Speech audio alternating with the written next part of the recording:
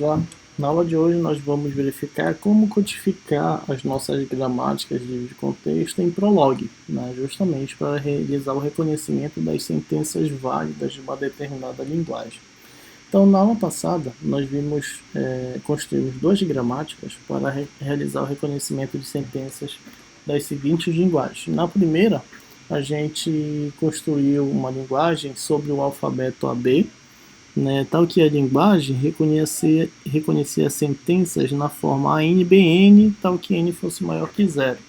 Né? Então, as sentenças válidas para essa linguagem é aquelas em que as sentenças tinham um certo número de A's seguido do mesmo número de B's. Né? Dado uma quantidade de número de A's em sequência que aparecia, a sentença só é válida se essa mesma quantidade aparecer em seguida uma sequência de B's.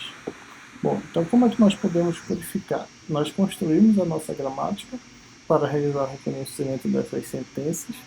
Né? Nessa gramática nós tínhamos apenas duas produções, que eram essas aqui.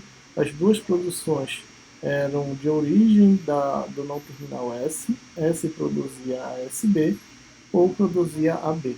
Então como é que a gente consegue fazer isso em Prolog?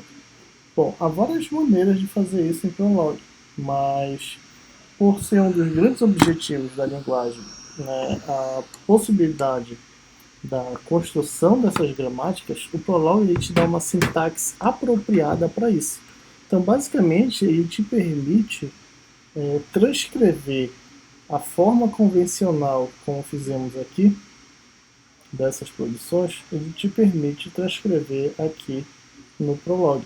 Então, apesar de ser um conjunto de cláusulas, como nós aprendemos, aqui, para o contexto de gramática GLC, ele te permite uma sintaxe mais apropriada. Então, a gente utiliza sempre para representar as variáveis átomos mesmo, letras minúsculas, e os terminais dentro de uma lista. Então, vou já mostrar como fazer isso para vocês. Ó. Então, S vai derivar a S, vou botar S mesmo, S, B, ok? Ou A, B. Bom, esse ou a gente pode deixar assim mesmo, ponto e vírgula, ou poderia fazer separado aqui, assim, tá?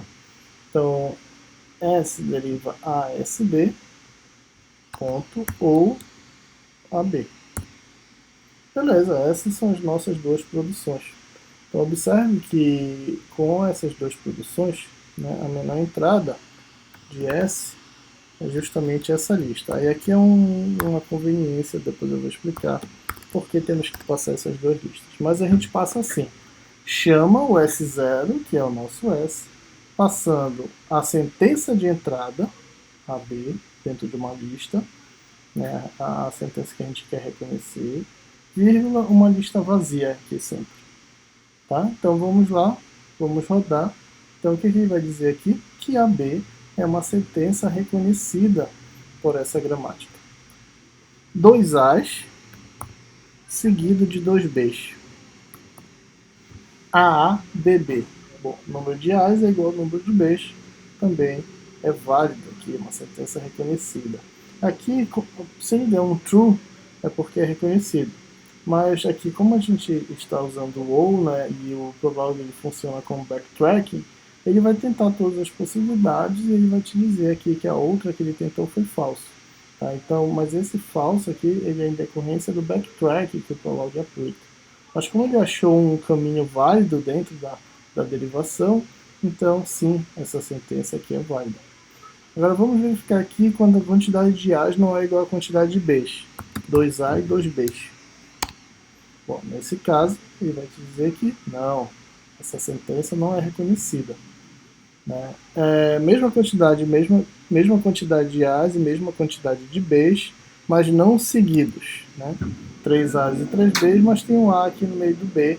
Também essa sentença ela não é reconhecida. Mas se tiverem 3 A's e 3 B's em sequência, sim, essa sequência é reconhecida. Então percebam que é muito simples. né, construir aqui as nossas produções em Prolog. É praticamente uma transcrição do que estávamos fazendo. Agora, por que precisa se passar duas listas? Bom, primeira regra, nas produções, os terminais são elementos de listas com apenas um elemento, ok? Essa é a primeira regra. As variáveis são átomos normais fora de lista. Beleza. Aqui você sempre vai chamar o S0 para iniciar a derivação. No S0, que não deixa de ser uma cláusula, você vai passar duas listas. A primeira lista, a sentença de entrada, que você quer verificar a validade, e a segunda lista, uma lista vazia. O que é essa lista vazia? Essa lista vazia ela é uma memória auxiliar que vai ser utilizada aqui pela sua base de conhecimento para fazer a técnica de subtração das listas. Né? Ele vai tentando derivar aqui no backtrack, vai passando o que ele reconheceu para cá, até que ele consiga deixar essa lista totalmente vazia e essa aqui totalmente preenchida. Quando ele consegue fazer isso, é porque ele realizou a derivação corretamente. Então é por isso que a gente precisa ir passar essas duas listas, ok? E fazer a técnica de subtração das listas. Bom, então é isso. Vamos construir agora a nossa outra gramática que reconhece aquela segunda linguagem que nós construímos na aula passada. Então, nós construímos uma gramática para reconhecer essa linguagem. Qualquer sequência W sobre um alfabeto binário que contém pelo menos 3 uns. Né? E nesse caso, os 3 uns não precisavam estar em sequência. Eles poderiam aparecer em qualquer lugar. Nós chegamos à conclusão que uma gramática que realiza o reconhecimento dessa linguagem pode ter esses conjuntos de produção. Então, vamos construir.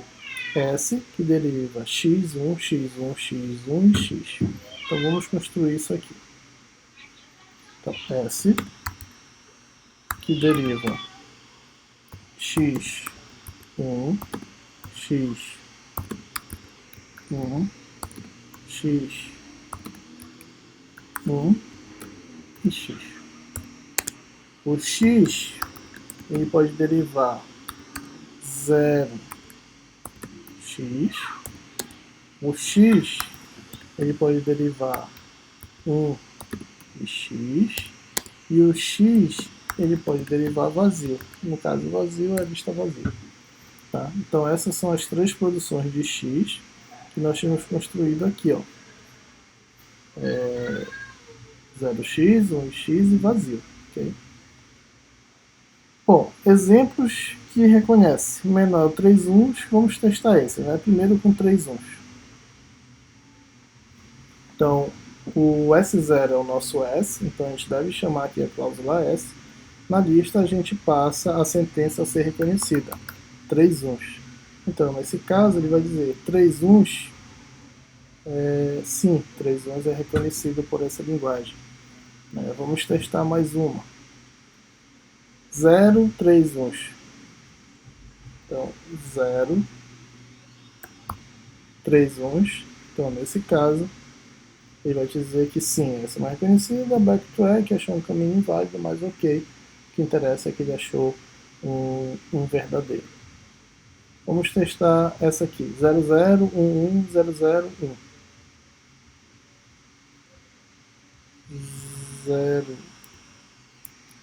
0, 1, 0, 0, 1. 0, 0, 1, 0, 0, 1. Então, nesse caso, ele vai dizer que sim, também é válido, achou um caminho inválido lá, mas ok, é verdadeiro. Agora, uma sequência com mais de 3 uns. Também, certamente, ele vai reconhecer isso aí como verdadeiro.